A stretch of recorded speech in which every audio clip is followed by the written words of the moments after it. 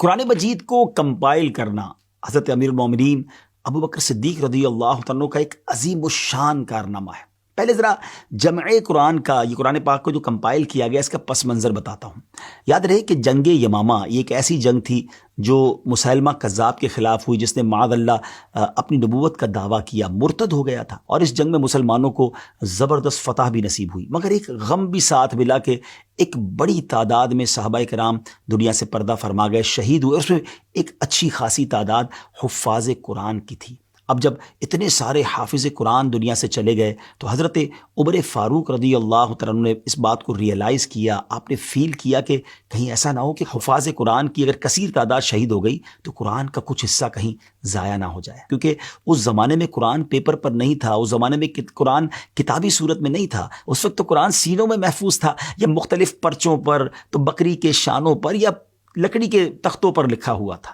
اور ابھی تو جنگوں کا سلسلہ اور بھی ہو سکتا تھا، اور ایسا نہ ہو کہ مزید حافظ قرآن شہید ہوتے جائیں اور قرآن ہی ہمارے ہاتھ سے نکل جائے۔ تو حضرت عمر فاروق رضی اللہ تعالیٰ عنہ کا ویژن دیکھیں کہ آپ سیدنا صدیق اکبر رضی اللہ تعالیٰ عنہ کے پاس آئے اور آپ نے مشورہ دیا کہ ہمیں قرآن پاک کو محفوظ کرنا چاہیے، جہاں جہاں موجود ہے ان سب کو کمپائل کرنا چاہیے۔ تو حضرت ابوبکر صدیق رضی اللہ تعالیٰ عنہ نے پہلے تو اس کو ماننے سے انکار کر دیا، اور آپ نے فرمایا کہ جو کام نبی پاک علیہ الصلوۃ والسلام نے نہیں کیا وہ کام ہم کیسے کر سکتے ہیں۔ مگر جب حضرت عمر فاروق رضی اللہ تعالیٰ عنہ نے اصرار کیا تو پھر آپ کو ریئلائز ہوا کہ واقعی یہ تو وقت کی ضرورت ہے، it's a need of time. پھر آپ نے حضرت زید بن ثابت رضی اللہ تعالیٰ عنہ کو بلایا اور ان سے بات کی۔ حضرت زید بن ثابت خود کہتے ہیں کہ حضرت ابوبکر صدیق رضی اللہ تعالیٰ عنہ نے مجھے بلایا، وہاں حضرت عمر فاروق رضی اللہ تعالیٰ عنہ بھی جلوہ فرما تھے۔ حضرت ابوبکر صدیق رضی اللہ تعالیٰ عنہ نے فرمایا کہ حضرت عمر بن خطاب نے مجھے قرآن کریم کے بہت سے قراء کے شہید ہونے کی اطلاع دی ہے، اور ساتھ یہ بھی مشورہ دیا ہے کہ چونکہ کفار سے جنگوں کا سلسلہ ابھی جاری ہے، اس لیے ڈر ہے کہ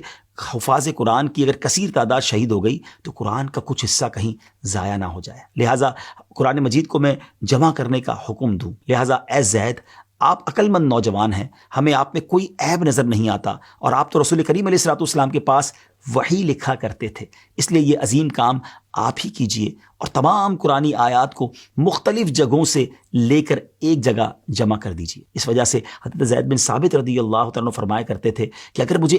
ایک پہاڑ کو اٹھا کر ایک جگہ سے دوسری جگہ رکھنے کا حکم دیا جاتا تو یہ میرے لیے قرآن جمع کرنے سے کہیں زیادہ آسان ہوتا۔ اور یہ بات کہنے کے بعد آپ رضی اللہ تعالیٰ عنہ اس تشویش کا بھی اظہار کیا کرتے ہیں کہ جو پہلے صدیق اکبر رضی اللہ تعالیٰ عنہ کو تشویش تھی، اور آپ عرض کرتے ہیں کہ مجھے بھی یہ کام سمجھ نہیں آیا تھا کہ آپ لوگوں کام کیسے کر سکتے ہیں جو کام خود نبی پاک علیہ الصلوۃ والسلام نے نہیں کیا۔ حضرت ابوبکر صدیق رضی اللہ تعالیٰ عنہ اس کام اور اس کی امپورٹنس کو بخوبی جانتے تھے، اس کے بینیفٹس کو جانتے تھے، اور اس کام کو نہ کرنے کے نقصانات سے بھی واقف تھے، لہٰذا آپ رضی اللہ تعالیٰ عنہ حضرت زید سے فرماتے ہیں اللہ پاک کی قسم اس کام ہی میں بہتری ہے۔ اور پھر حضرت زید فرماتے ہیں کہ اللہ پاک نے ان دونوں حضرات کی طرح میرا بھی سینہ کھول دیا، میرا بھی سینہ کشادہ فرما دیا، اور میں بھی پوری کوشش سے ہڈیوں، کھجور کے پتوں اور سفید پتھروں اور تحریر شدہ اور لوگوں کے سینوں سے جو موجود قرآن تھا اس کو میں نے کمپائل کرنا شروع کیا، جمع کرنا شروع کیا۔ یہ کام اتنا آسان نہیں تھا،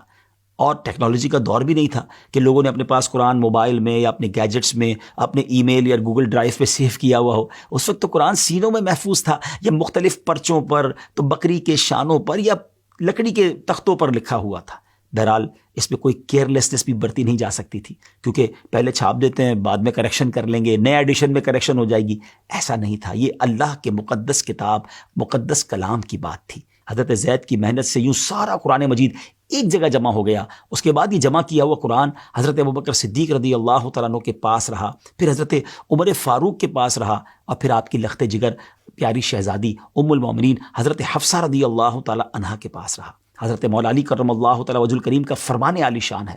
مصاحف میں سب سے زیادہ ثواب حضرت ابوبکر صدیق رضی اللہ تعالیٰ عنہ کا ہے، اور اللہ پاک ان پر رحم فرمائے کہ انہوں نے سب سے پہلے قرآن پاک کو جمع فرمایا۔ کتنی بڑی نیکی حضرت ابوبکر صدیق رضی اللہ تعالیٰ عنہ سے رب نے کروائی، سبحان اللہ۔ اور پھر اس کے بعد یہ سلسلہ آگے کیسے بڑھا، کیونکہ یہاں تو ایک بک کے اندر ایک مسودے کے طور پر قرآن موجود تھا۔ پھر حضرت عثمان غنی کے مزار پر اللہ کروڑوں رحمتوں کی بارش نازل فرمائی کہ انہوں نے پھر اس کی کتابت فرمائی، اس کی مزید کاپیز بنی اور دنیا بھر میں اس کو بھجوایا گیا۔ یہ کیا عظیم صحابہ تھے، کیا انداز تھا، قرآن سے اور اسلام سے کیسی محبت تھی۔ اللہ کریم تربت صدیق اکبر پر اپنی کروڑوں رحمتوں کی بارش نازل فرمائے، اور ہمیں قرآن پاک سے سچی محبت بھی نصیب فرمائے۔ ان صحابہ نے تو بڑی محنت کی قرآن پاک کو جمع کرنے کے لیے۔ ہم تو کسی بک اسٹال سے جا کر خرید لیتے ہیں، لیکن کیا اس کو پڑھتے بھی ہیں، اس کو سمجھتے بھی ہیں، اور کیا قرآن سے اتنی محبت بھی کرتے ہیں؟ ضرور سوچئے گا۔ صدیق اکبر رضی اللہ عنہ کا تذکرہ خیر ہوا ہے نا، نیت کر لیں کہ انشاءاللہ اب پابندی سے روزہ